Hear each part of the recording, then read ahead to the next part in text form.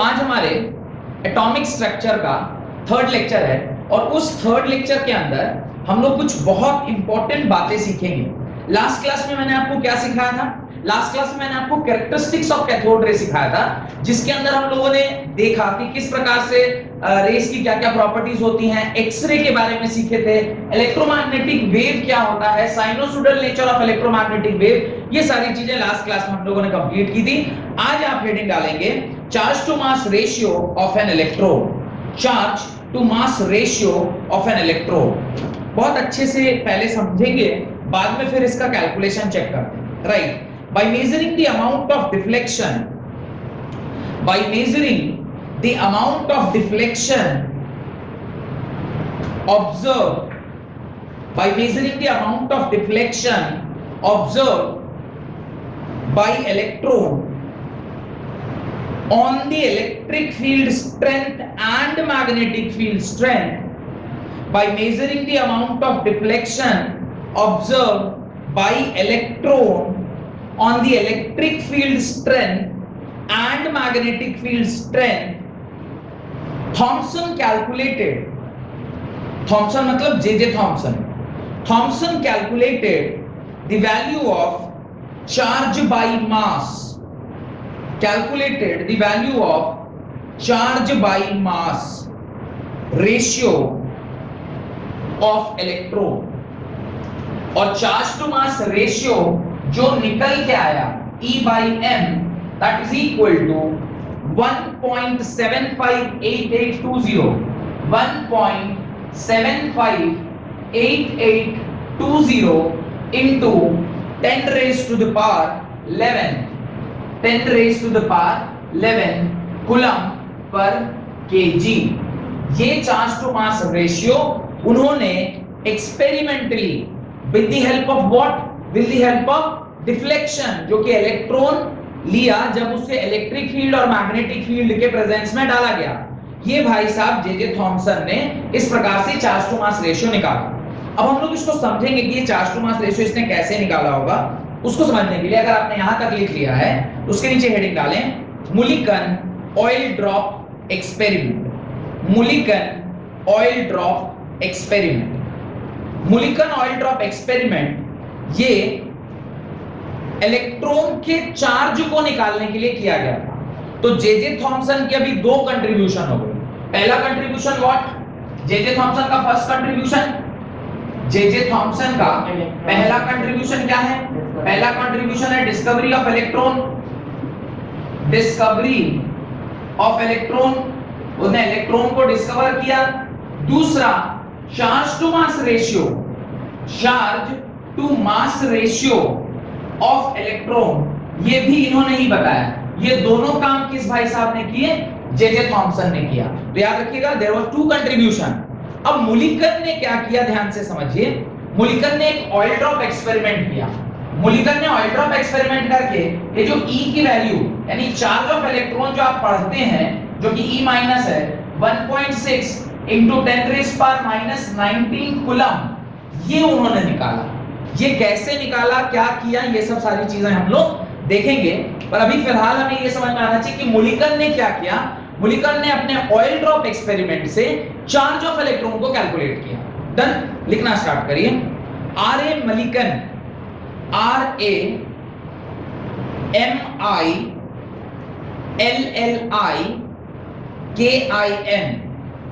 R.A. Millikan in his experiment from 1906 to 1414, कितने समय के बीच में? 1906 से लेकर 1914 के बीच में। समझ रहे हैं कितना बड़ा समय है। साइंटिस्ट का नाम था R.A. मिलिकन। ये साइंटिस्ट इतने लंबे एक्सपेरिमेंट, इतने लंबे समय तक इन्होंने एक्सपेरिमेंट करके और क्या प्राप्त किया? By the method of oil drop, by the method of oil drop, calculated the value of electrons charge present in the atom of oil, electrons charge present in the atom of oil, full stop. He used X-ray beam, क्या किया इसने? Charge present in the atom of oil, full stop. He used X-ray beam. अभी तक x ray already बना चुके थे। William रॉन्गटन नामक scientist ने 1895 में क्या कर दिया? एक्सरे बना दिए थे। अब एक्सरे अगर उन्होंने बना दिया, अभी थोड़ी देर पहले मैंने पढ़ाया था ना पिछले लेक्चर में, एक्सरे बन गया, उसी एक्सरे जो चीजें उस टाइम अवेलेबल थी उसी से ना मेहनत करके वो आगे की चीजें, तो उन्होंने उस ऑयल ड्रॉप के ऊपर एक्सरे के बीम को क्या किया? बॉम्बार्ड किया।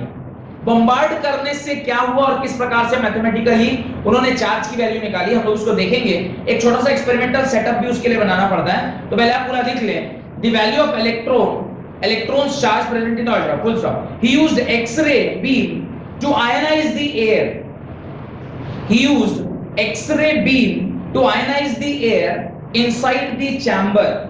अभी मैं आपको चैम्बर दिखाऊंगा जिसके अंदर किस प्रकार से वो किया गया, ये सारा एक्सपेरिमेंट आपको समझ में आएगा।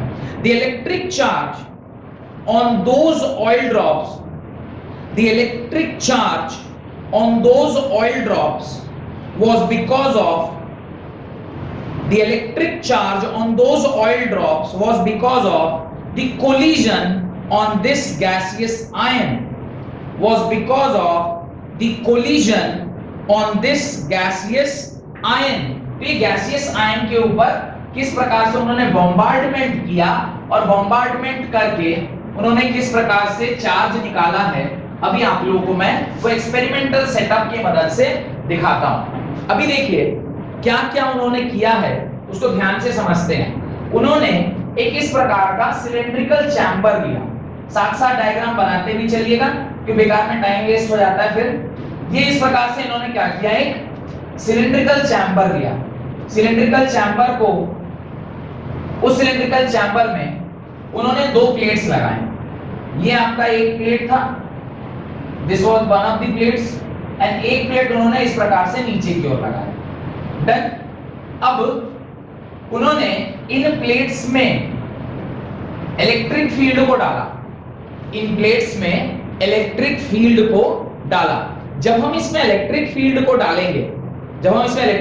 डालेंगे, थोड़ा बहुत इलेक्ट्रिक फील्ड का ज्ञान आपको होना चाहिए, इसलिए मैं साइड में इलेक्ट्रिक फील्ड कैसे प्रोड्यूस होता है ये बता रहा हूं। ये पॉजिटिव चार्ज है, पॉजिटिव चार्ज से फील्ड्स बाहर की ओर निकलते हैं, पॉजिटिव चार्ज से फील्ड बाहर की ओर निकलते हैं।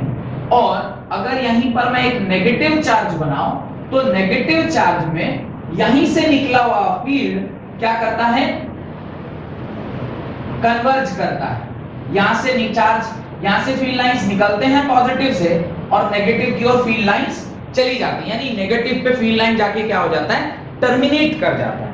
अब अगर आप सोचिए कि ये जो ऑयल ड्रॉप है वो उसने कैसे किया? एक एटोमाइजर, पढ़ेंगे एटोमाइजर क्या होता है।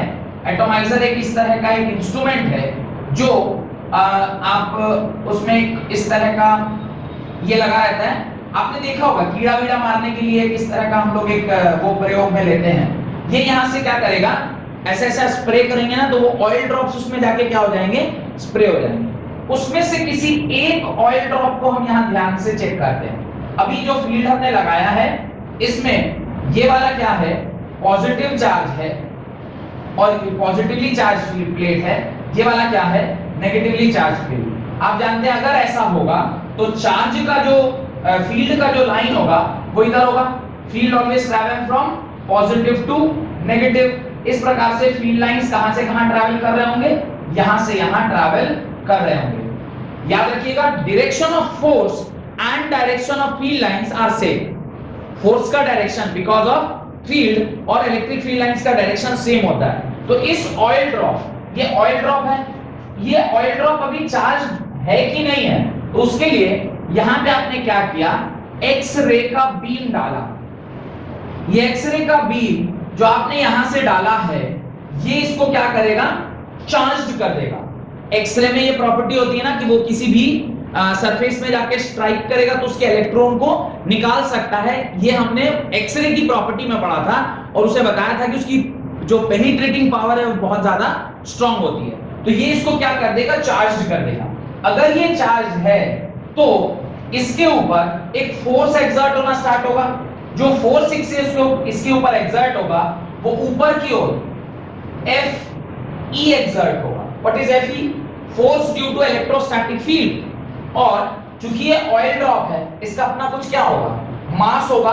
मास इनटू ग्रेविटी, नीचे क्या लग रहा होगा, ग्रेविटी इनटू मास, यानी वेट लग रहा होगा। यहां पर आपको क्या फील हो रहा होगा, वेट फील हो रहा होगा।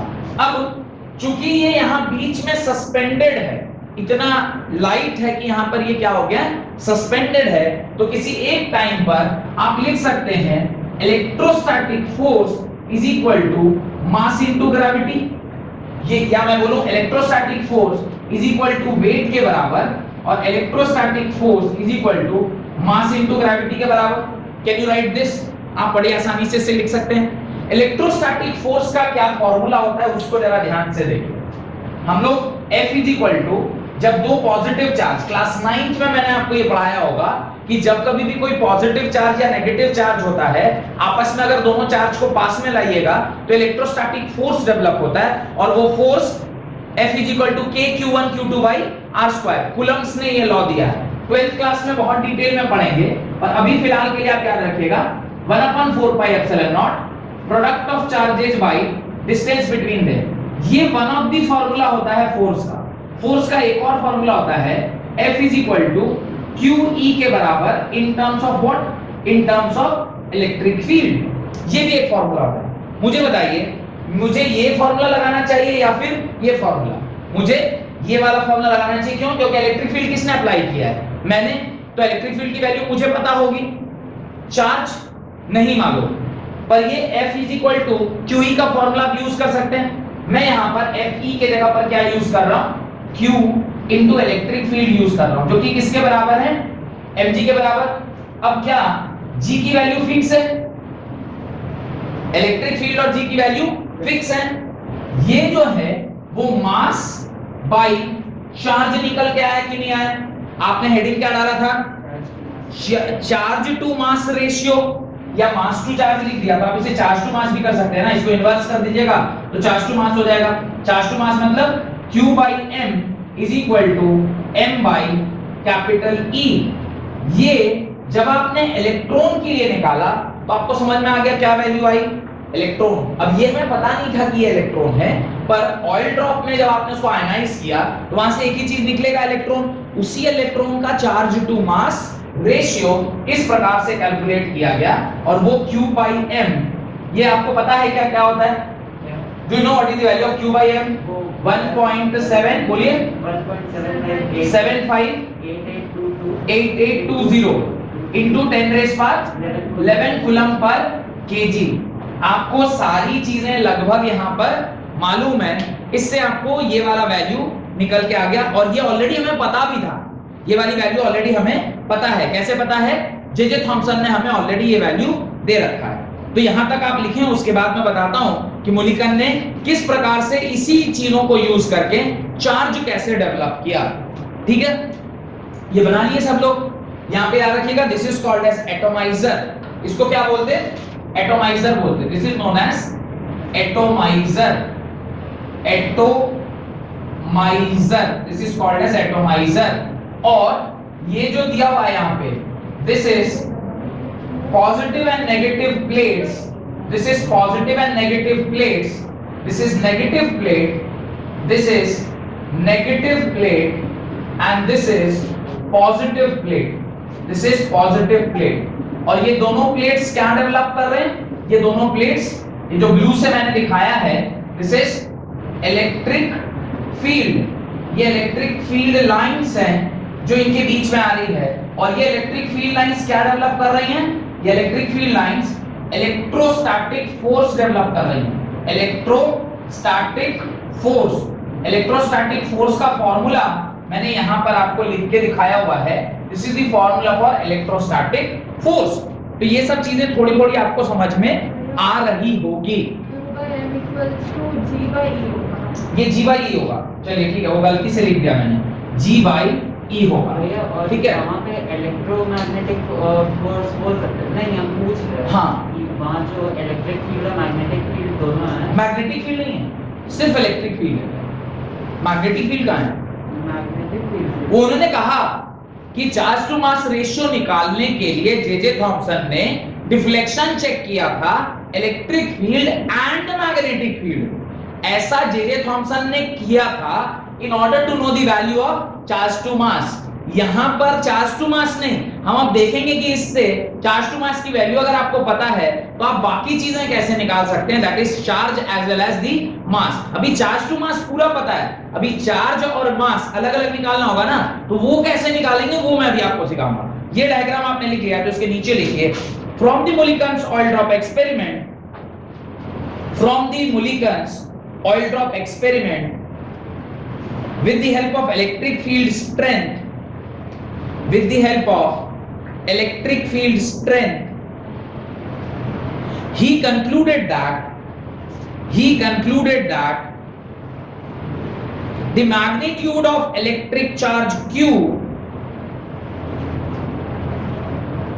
he concluded that the magnitude of electric charge Q on a droplet is equal to, on a droplet is equal to,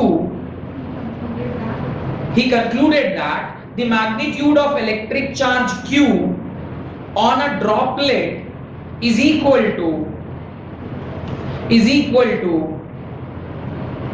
minus 1.6 into 1.6022, more specific करके लिख लीजिए, 1.6022 into 10 raised power minus 19 coulomb, full stop. This is the smallest measurable quantity of charge. This is the smallest measurable quantity of charge and is called 1 unit of charge, and is called 1 unit of charge, full stop. और ये कैसे हमें पता चला it is only the 1 unit? क्योंकि जो उस oil में निकल कर बाहर आया था आयनाइजेशन की मदद से, वो क्या था, एक सिंगल इलेक्ट्रॉन था। तो जो सबसे छोटी इकाई, आपने इलेक्ट्रिसिटी अगर क्लास 10th में पढ़ा होगा तो वहां पे मैंने ही आपको पढ़ाया था कि there is a concept called as quantization of charge. Quantization of charge के कॉन्सेप्ट से चार्ज के बारे में क्या पता चलता है, चार्ज कभी भी फ्रैक्शंस में या नेगेटिव में नहीं हो सकता। वो जो n की वैल्यू है, एक रिलेशनशिप आप लिखे थे, q इज इक्वल टू किसके बराबर होता है, q is equal to ne के बराबर होता है, where n can be 1, 2, 3, 4, dot dot dot dot कुछ भी। तो ये q जो है इसकी सबसे छोटी, सॉरी ये जो e है ये इसकी सबसे छोटी इकाई है। इसके इंटीग्रल मल्टीपल में आपको क्या मिलता है, चार्ज की वैल्यू मिलती है। तो उसको आप आगे लिखें, यही चीज लिखाना है मुझे।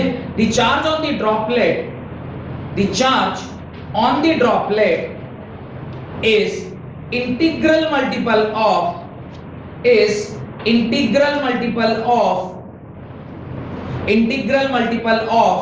the electric charge E, the electric charge E। और ये रिलेशनशिप उसके नीचे लिख लीजिएगा, Q is equal to Ne के बराबर होता है, जहां N जो है वो 1.1 हो सकता है, 2 हो सकता है, 3 हो सकता है, पर ये कभी भी फ्रैक्शंस में नहीं हो सकता है। यहां तक अगर मेरी बात आपको समझ में आ गई है तो हेडिंग डालें आप, मास of electron. Mass of electron कैसे निकाला गया, काफी सरल तरीका है मास ऑफ इलेक्ट्रॉन निकालने का। मोलिकन ऑयल ड्रॉप से आपको क्या पता चला, आपको चार्ज की वैल्यू पता चलेगी, that is minus 1.6 into 10 raised power minus 19 coulomb. Charge to mass ratio J Thomson ने अपने एक्सपेरिमेंट से बताया 1.758820 into 10 raised to the power 11 coulomb per KG. अब आप सोचिए, मुझे अगर मास कैलकुलेट करना है तो मैं ऐसा कर सकता हूं ना, Q whole divided by charge by mass, क्योंकि इलेक्ट्रॉन का इसलिए Me लिख रहा हूं। अब इसको सॉल्व कीजिए, Q into Me by Q, ये Q से Q कैंसिल हो जाएगा और आपको क्या मिल जाएगा, Me मिल जाएगा। यानी Me निकालने के लिए आपको क्या करना चाहिए, चार्ज को किससे डिवाइड दे देना चाहिए, चार्ज बाय मास के रेशियो से। आप ऐसा कीजिए, चार्ज टू मास रेशियो और चार्ज को आप आपस में क्या कर दीजिए, डिवाइड कर दीजिए। तो मैं इसको यहां पर डिवाइड देता हूं, इस जगह पर यहां पर मैं क्या कर रहा हूं, डिवाइड दे रहा हूं। ध्यान से देखिएगा, जब आप मास ऑफ इलेक्ट्रॉन निकालेंगे तो चार्ज की वैल्यू कितनी है, -1.6 into 10⁻⁻19 कूलम।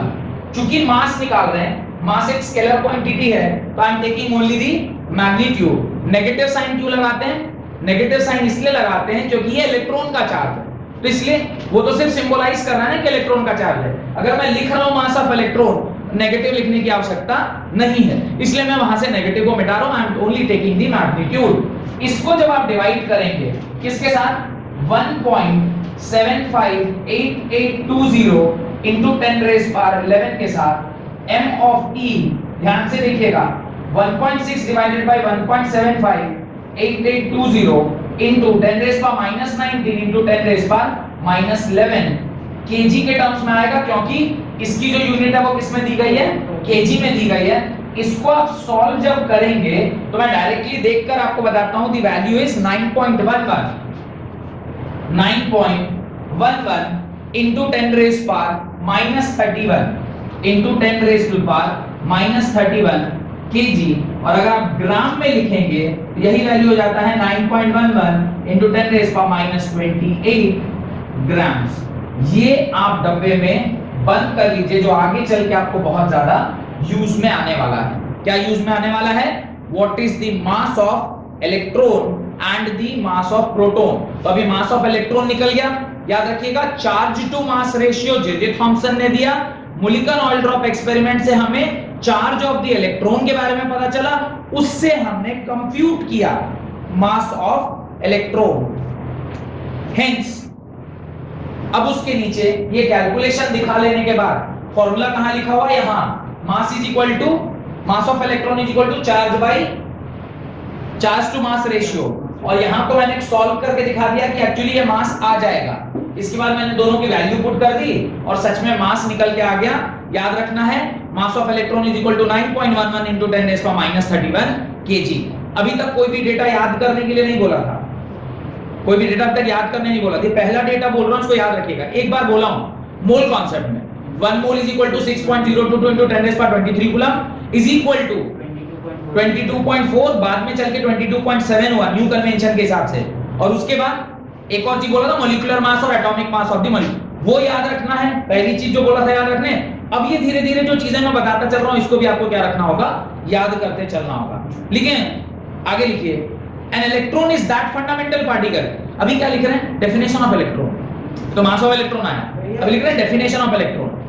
इसमें जे थॉम्सन का भी एक्सपेरिमेंट बताया नहीं, वो चार्ज टू मास निकालने का नहीं। अभी आप इलेक्ट्रिक फील्ड मैग्नेटिक फील्ड पढ़े नहीं, अभी तो ये आपको एडिशनल बताना पड़ा ना मुझे, ये आपके बुक में थोड़ी दिया था कि कैसे बैलेंस करके निकाला। तो अभी ये आपको पता ही नहीं है, इसलिए हम लोग यहाँ पर उसको नहीं पढ़ रहे हैं और आपके सिलेबस में भी नहीं है, ठीक है। Even not even in IIT के भी सिलेबस में नहीं है। आईआईटी के सिलेबस में ये यहाँ पर जो मैंने वो कैलकुलेशन करके दिखाया ना आपको, वो आपके बुक में कहीं नहीं मिलेगा।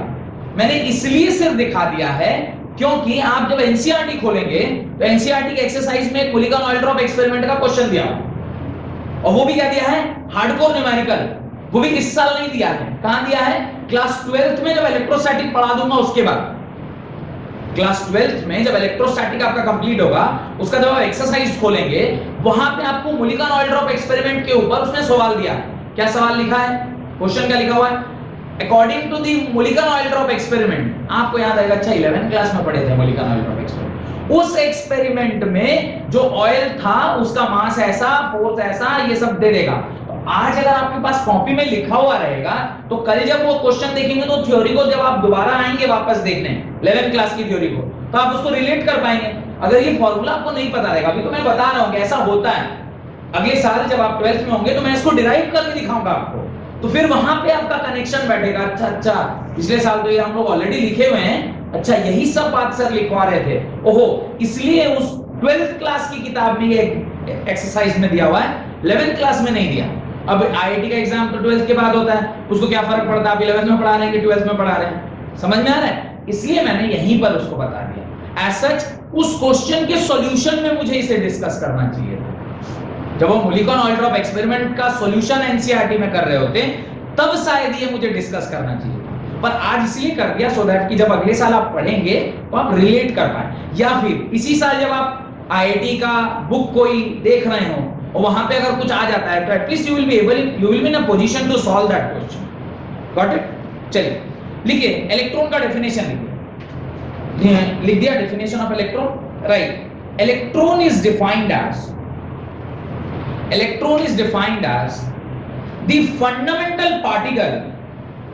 the fundamental particle which carries one unit negative charge.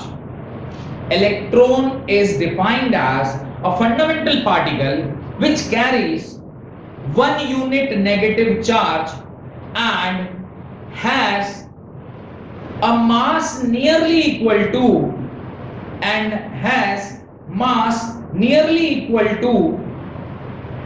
1/1837। अभी एक नया टर्म आया 1/1837 the mass of hydrogen atom। 1/1837 the mass of hydrogen atom। अब हमारा नेक्स्ट टारगेट क्या होना चाहिए? मास ऑफ हाइड्रोजन कैसे निकाला जाए उसको देखते हैं। अगर एक बार मुझे मास ऑफ हाइड्रोजन का पता चल जाए तो हम लोग बाद में चल के इसको वेरीफाई भी करेंगे कि क्या सच में मास ऑफ इलेक्ट्रॉन उसके इतने भाग आता है। हम लोग इसको वेरीफाई करेंगे सब्जेक्ट टू वेरिफिकेशन। अभी तो आपने डेफिनेशन में डायरेक्ट लिख लिया, क्यों? मैंने कहा आपने लिख लिया।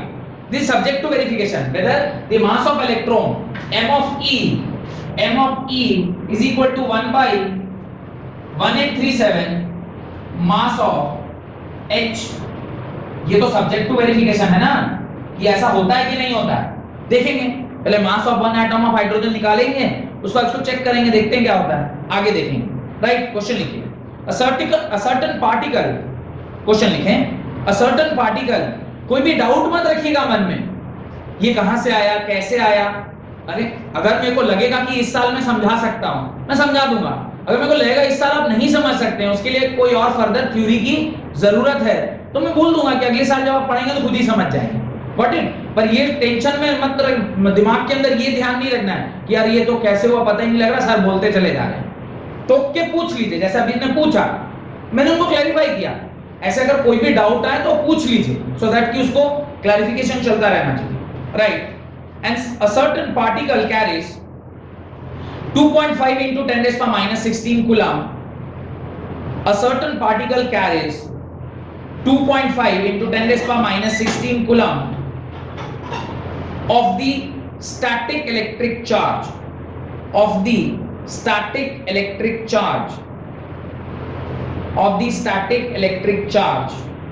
Calculate the number of electrons present in it।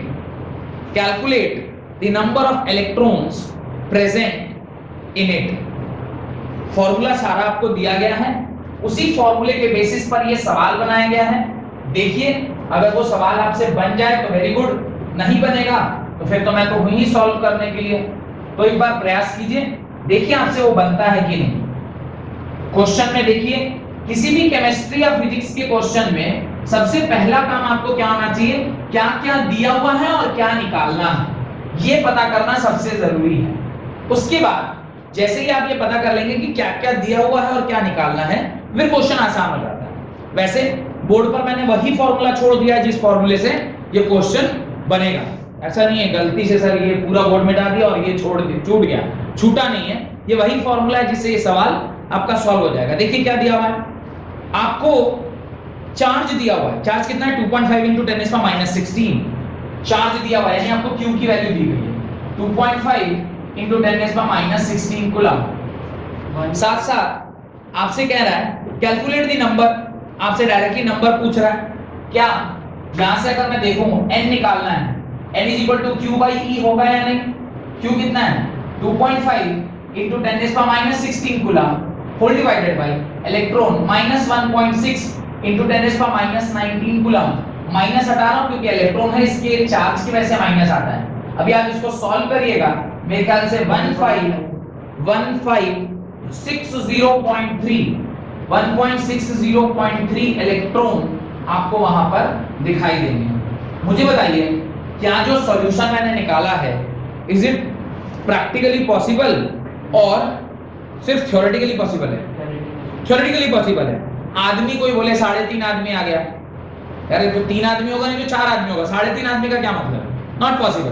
तो ये 1560.3 नॉट पॉसिबल प्रैक्टिकली, आइदर 1560 होगा नहीं तो 1561 होगा। इट इज नॉट पॉसिबल कि आप जो n लिख रहे हैं वो क्या आ जाए, फ्रैक्शन में आ जाए। ये सवाल सिर्फ इसलिए दिया गया था कि अगर आंसर आ भी जाए तो इधर आप एक घटा दीजिए या एक बढ़ा के आंसर दीजिए।